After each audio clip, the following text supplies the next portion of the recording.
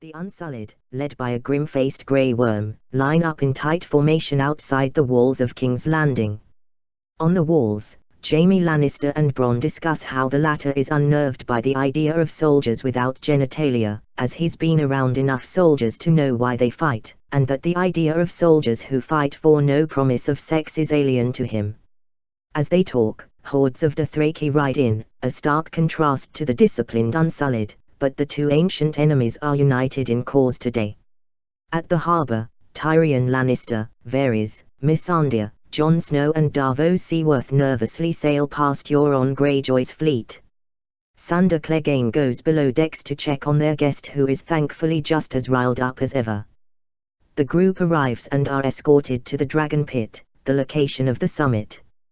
Tyrion reconnects with Bronn, who concedes it is good to see him again. The pair greet Podrick Payne, who had arrived earlier with Brienne of Tarth. As Pod goes off with Bronn, Brienne hangs back to talk with Sandor. They both acknowledge that they only fought to protect Arya, and she tells him that Arya doesn't need looking out for anymore, rather, he should reserve his concern for whoever is unfortunate or stupid enough to stand in her way, which seems to amuse him. At the Dragon Pit, the various factions meet, Cersei Lannister, Jaime, Qyburn and Euron representing the Iron Throne, Jon, Davos and Brienne representing the North, and Daenerys's court. When Cersei demands to know where her rival is, the Dragon Queen makes a suitably dramatic entrance on Drogon's back, with Rhaegal flying overhead. Sandor, for the first time in years, comes face to helmet with his brother Gregor, and wonders what exactly has happened to him, before leaving to retrieve the White. Sandor ultimately muses, however, that what happened to Gregor is irrelevant, and promises what's left of his brother that he still intends to end Gregor. Euron tries to posture, threatening to kill Yara unless Theon yields to him and deriding Tyrion's dwarfism. When Tyrion and Theon retort to his taunts with their own, Euron remarks that Tyrion would have been killed at birth in the Iron Islands. A furious Jaime orders Euron to sit down, and when he disregards the warning, Cersei reiterates it. A subdued Euron returns to his seat. The Dragon and the Wolf. Tyrion and Jon. Jon and Tyrion explain the Great War. Getting the meeting on track, Tyrion, Daenerys, and Jon try to warn Cersei of the greater threat coming for them all, but she dismisses it as a ploy to trick her into lowering her defenses. To prove their claims, Sandor returns with the crate containing the White, which is worryingly silent. Sandor gets the crate open, but there is still no movement. He finally gives the crate a massive kick, which prompts the enraged White to launch itself out and charge toward the nearest target, Cersei, appropriately enough. Visibly horrified, the Lannister Queen and her allies recoil in horror as Sandor pulls the White back on a chain, its claws inches from Cersei's face, and manages to slice the creature in half when it turns to attack him. The assembled look on in shock as the White's upper half still moves around. Jon steps forward and picks up the White's discarded hand, using a torch provided by Davos to demonstrate how fire can be used to stop them.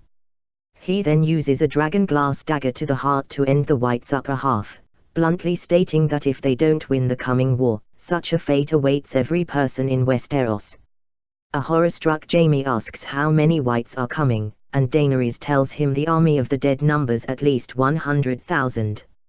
Euron asks if the Whites can swim. When Jon responds, no, Euron announces to Cersei his intention to withdraw the Iron Fleet back to the Iron Isles. He declares that he has been over the whole world and has never been terrified until now. On his way out, he tells Daenerys to retreat to her island while he returns to his own, and to come find him when they are the only two left alive. Seemingly convinced, Cersei immediately offers terms. Satisfied that Daenerys is concerned with the army of the dead, Cersei will not withdraw her troops, but will guarantee that they will not hinder the Targaryen or Northern forces in any way during the battle against the White Walkers. She refuses to deal with Daenerys at all, however, and calls on Jon Snow, as king in the North and Ned Stark's son, to keep the truce and to stay out of any future conflict between Cersei and Daenerys. Jon, however, says that he cannot serve two queens, and reveals to all assembled that he has already declared for Daenerys, infuriating all three Lannisters present. Declaring that there will be no truce if it is just her and Daenerys, Cersei storms out, content to let the Starks and Targaryens battle the undead alone and then deal with whoever emerges victorious from that conflict. Desperate, Brian grabs Jaime and begs him to reconsider, as what they've seen goes beyond family, houses, and thrones. Jaime doesn't disagree, but walks away, not knowing what he can say to convince his sister. Meanwhile, Daenerys and Tyrion, who never knew about Jon's change of heart in the first place, rip into Jon over declaring his allegiance in public. Tyrion suggests that learning to lie just a little might be a good skill, while Daenerys points out that if they leave without an alliance, everything they've sacrificed, including Viserion's death, will be made worthless. Jon responds that while such an attitude may or may not have contributed to getting his father killed, if no one is willing to speak the truth, then everyone's word is worthless, and lies will not help them win the coming fight. Tyrion reluctantly decides that he will go and try to talk some reason into Cersei alone. Daenerys and Jon protest, fearing Cersei may have him killed out of spite, but Tyrion insists it's the only way if they don't want everything they've done to be for nothing and bids them wait. In the Red Keep, Tyrion, escorted by Sir Gregor, meets Jaime, who confirms that he believes the threat of the dead, but has been unable to convince Cersei.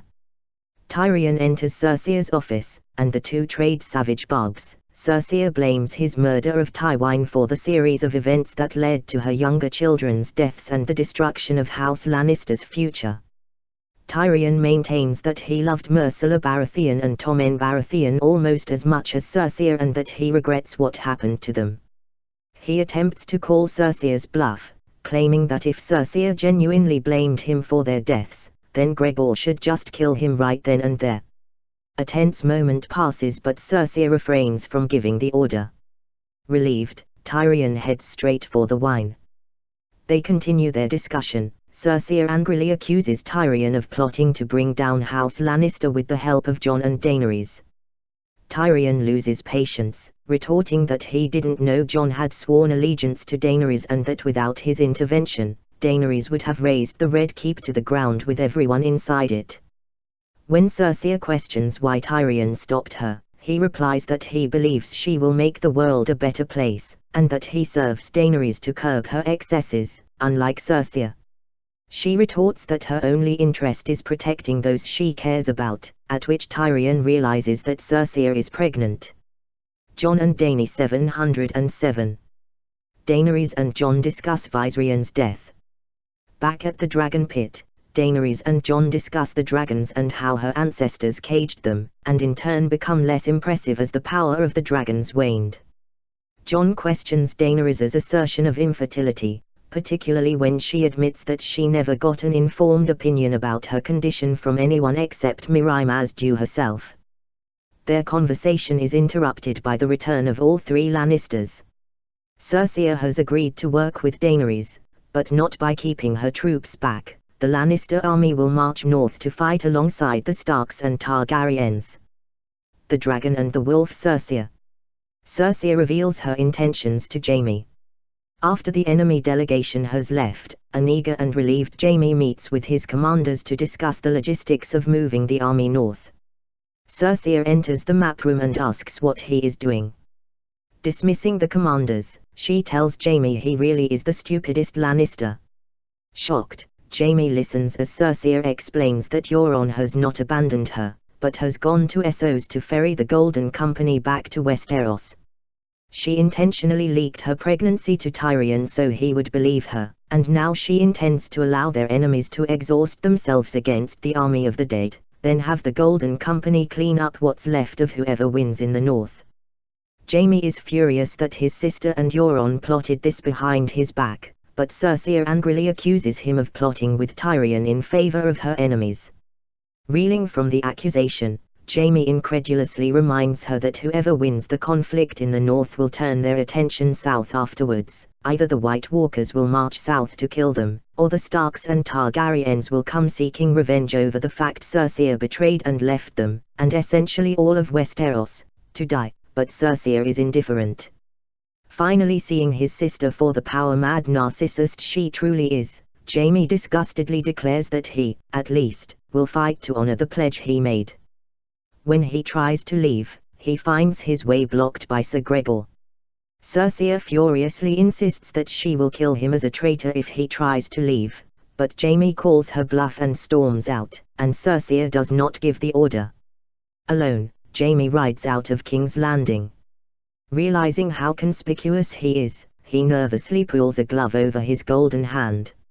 Surprised by the sudden appearance of a drop of water on the glove, Jaime looks up and sees a blanket of snow descending upon King's Landing. As Jaime rides away, the snow begins to cover everything, the streets, the houses, the ruins where the Great September once stood, the little skulls in the Dragon Pit and even Cersei's map in the Red Keep. Winter has come at last for the South.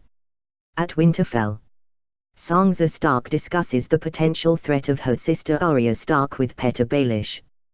Baelish tries to manipulate her as usual, encouraging her to think as he does. He tells Sansa to ask herself what Arya's worst possible motivation is. Seemingly overcome with horror at the thought that Arya would want to take her place and reign as Lady of Winterfell, it seems that Sansa decides to do something about it, to Baelish's quiet delight. Arya the Dragon and the Wolf S7-1. The Starks stage Littlefinger's trial.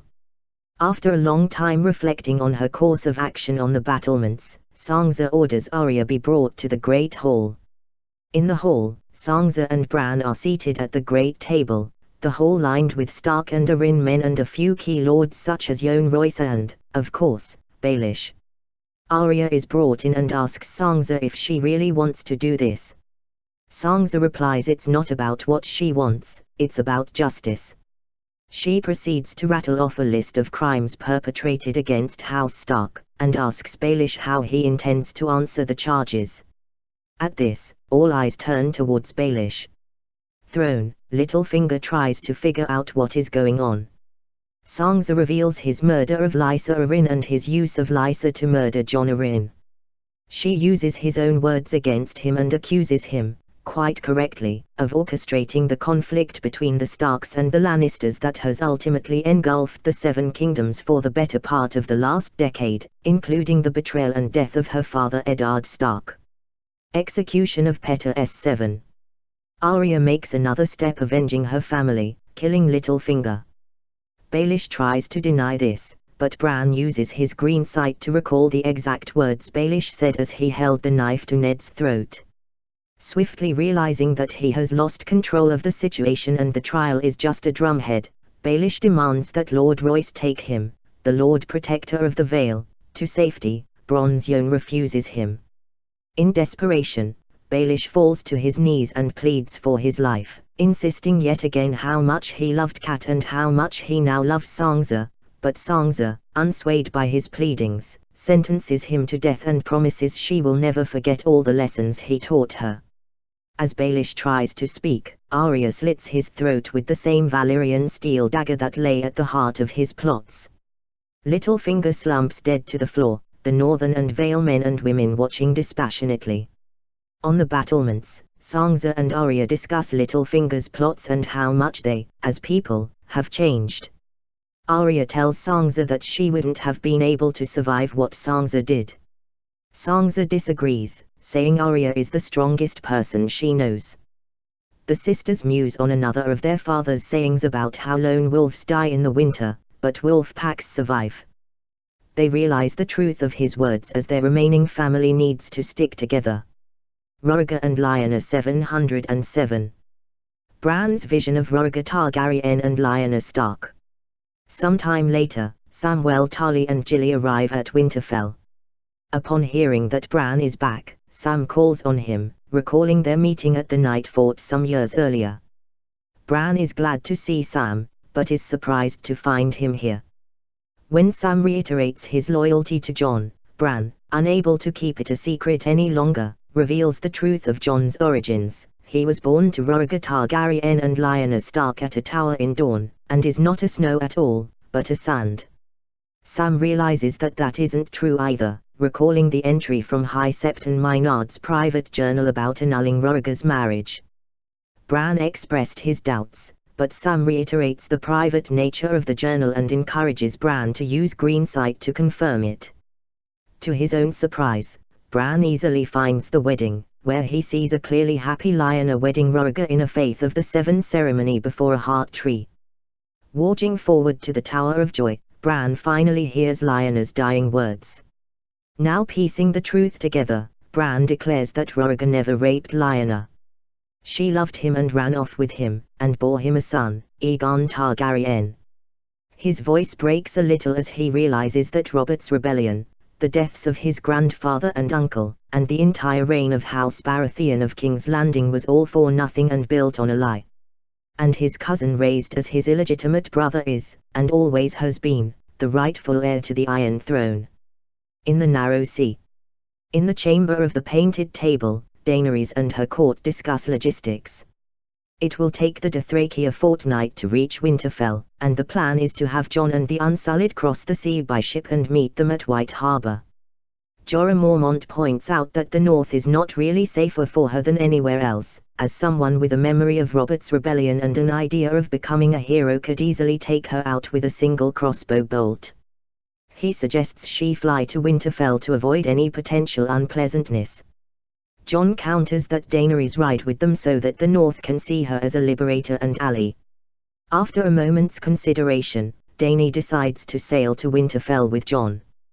Jorah, suspecting a different reason for her decision, throws her a look, which she notices but avoids. After the meeting, Theon talks privately with Jon. He tells Jon that, even when they were growing up at Winterfell, Jon always seemed to know the right thing to do. Jon explains he has made mistakes and has done things he regrets. Theon replies, "Not compared to me, you haven't," and confides that he has always felt torn between his Greyjoy heritage and his Stark upbringing, tried to do the right thing, but was uncertain about the right step to take.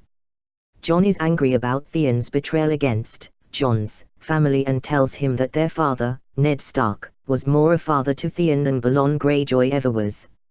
However, Jon relents and tells Theon that he never lost Ned. Ned is part of both of them, and Theon is both a Greyjoy and a Stark. He says he can forgive Theon for what is in his power to forgive. Theon confides that when he was Ramsay's prisoner, his sister Yara tried to save him and he needs to save her now. Jon encourages him to save Yara. Theon fights S7 finale. Theon fights for the loyalty of his crew. Theon returns to the remaining Ironborn, who continue to regard him with disgust. Theon tells his men that Euron has his sister and that they must go back for her. Harag shuts Theon down, declaring him a coward, and proclaims that they are going to go where they can rape and pillage as they usually do. Theon reminds them that Yara has forbidden their old ways, but Harag threatens Theon and begins to assault him, telling him to stay down. Although he is knocked down, Theon barely reacts to the blows, as he has experienced far greater pain at the hands of Ramsay Bolton. He gets up to attack, but Harag continues to beat Theon, again insisting he stay or he will kill him. Theon once more defies him, and attacks Harag, who grabs Theon, and kicks him several times in the crotch. However, as Ramsay had previously castrated Theon, there are no testicles for Harag to injure.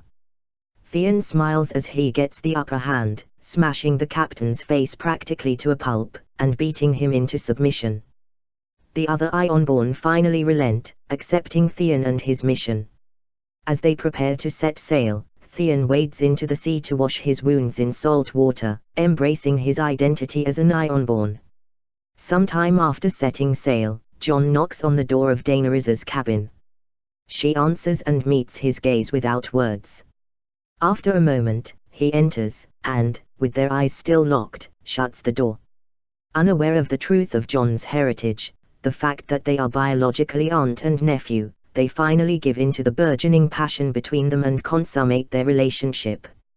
Unknown to both of them, Tyrion had also been on his way to speak with his queen, and had seen Jon enter the cabin. Silently concerned at the possible implications of what may occur, Tyrion walks away. At the wall, Tormund and Beric Dondarrion review the defences atop the wall at Eastwatch by the sea. Tormund remarks that the crows say he'll get used to the height, but he admits it'll probably be a while. Suddenly, the pair sees movement at the edge of the haunted forest. A White Walker emerges atop an undead horse, followed shortly by a horde of whites. More and more White Walkers emerge as the Night Watch's horns sound 3 times. However, the army of the dead stops some distance from the foot of the wall and Tormund looks relieved. But then all on the wall stop in horror as they hear a very familiar sound, a screeching roar mixed with the heavy thumping of huge wings beating the air. Suddenly, the undead Viserion swoops down, with the Night King riding on his back. In a burst of blue flame, Viserion demolishes some of the scouting platforms atop the wall and then turns his flames against the wall itself.